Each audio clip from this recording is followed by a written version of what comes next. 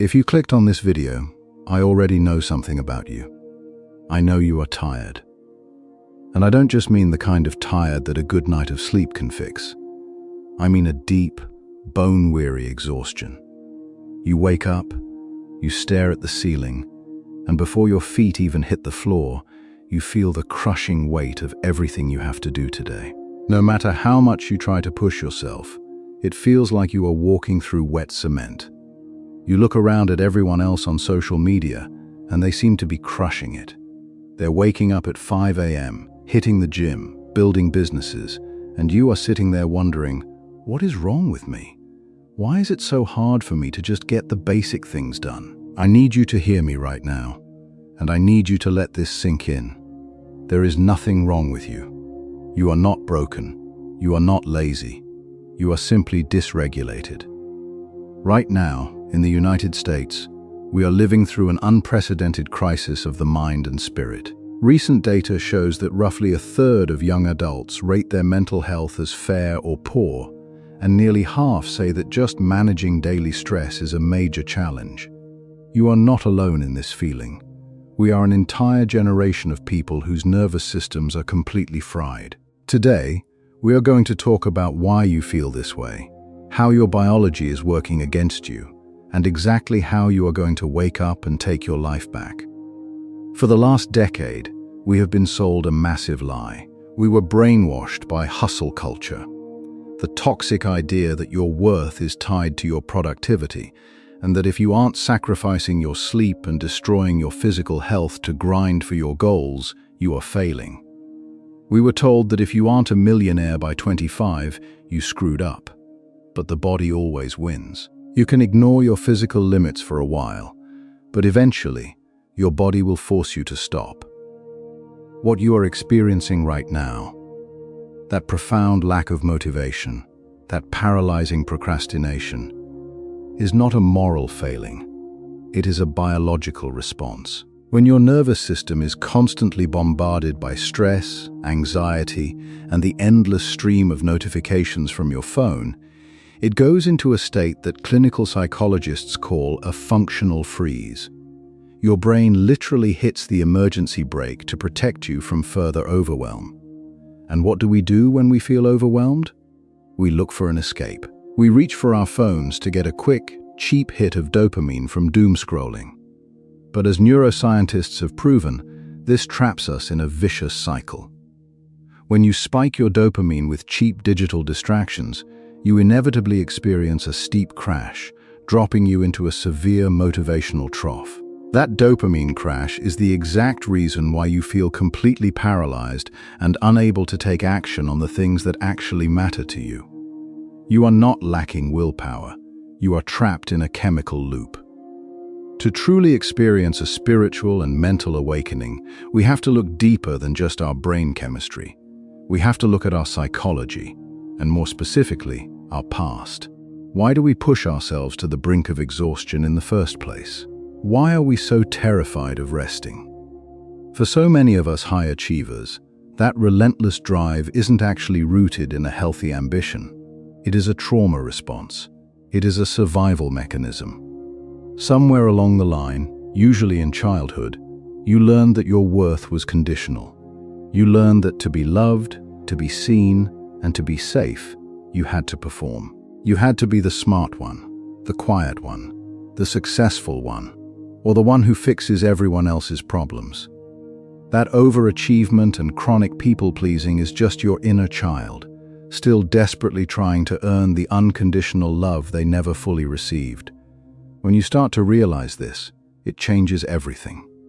This is what the great psychologist Carl Jung called shadow work. It is the brave, often painful process of looking at the parts of yourself that you have suppressed and hidden away. But I have to warn you about a massive trap in the modern wellness space. As you begin this journey, you will see a lot of content online pushing good vibes only. People will tell you to just manifest your dream life, think positive thoughts, and ignore the negative energy. This is called spiritual bypassing. It is the dangerous practice of using spirituality as a shield to avoid dealing with your real, unresolved wounds. Toxic positivity causes more suffering than good because it shames you for having a normal human reaction to pain. True spiritual awakening is not about escaping reality or pretending the darkness doesn't exist. It is about confronting your shadows with radical honesty and deep self-compassion. So, how do we bridge the gap? How do we take all this deep psychological awareness and actually use it to get out of bed, stop procrastinating, and build a life we love? We do it through deliberate, science-backed action.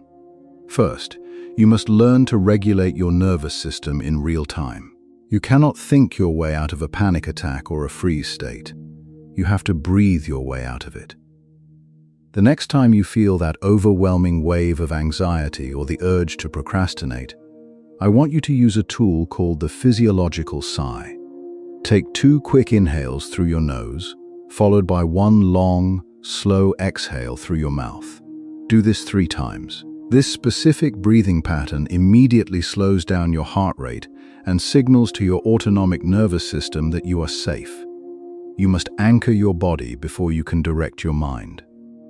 Second, you have to break the cognitive loop of overthinking.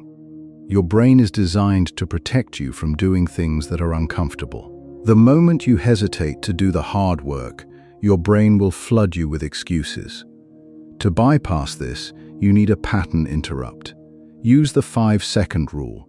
The moment you know you need to take action, whether it's getting out of bed, opening your laptop, or setting a boundary. Count backwards. 5, 4, 3, 2, 1, and physically move. Do not give your brain the time to talk you out of your own greatness. Third, you have to fiercely protect your energy. Stop letting other people's opinions dictate your peace. Adopt the let them theory. If someone wants to misunderstand you, let them. If someone wants to judge you for prioritizing your mental health over a toxic job, let them. If they want to walk out of your life because you finally set a boundary, let them. Your energy is the most valuable currency you possess. Stop spending it on trying to control things you cannot change. We are stepping into a new era. The ultimate measure of success in our society is no longer about how many hours you can work without sleeping, or how much material wealth you can accumulate at the expense of your soul. The ultimate flex today is a regulated nervous system. It is having a quiet mind. It is being able to sit in silence without reaching for your phone to numb yourself. It is looking in the mirror and genuinely loving the person looking back at you, flaws and all. Awakening isn't a magical moment where all your problems disappear. It is the daily, messy, beautiful choice to stop running away from yourself. It is the choice to embrace the discomfort of growth, to use pain safely to reset your motivation, and to gently reparent the parts of you that are hurting. You have the power to rewire your brain. You have the power to break generational cycles. But it starts with a single step. It starts with you deciding that you are finally worth the effort. You are not lazy. You are just disconnected. It is time to reconnect. It is time to wake up. Take a deep breath. 5, 4, 3, 2, 1. Now, go take your life back. I believe in you, and I'll see you in the next video.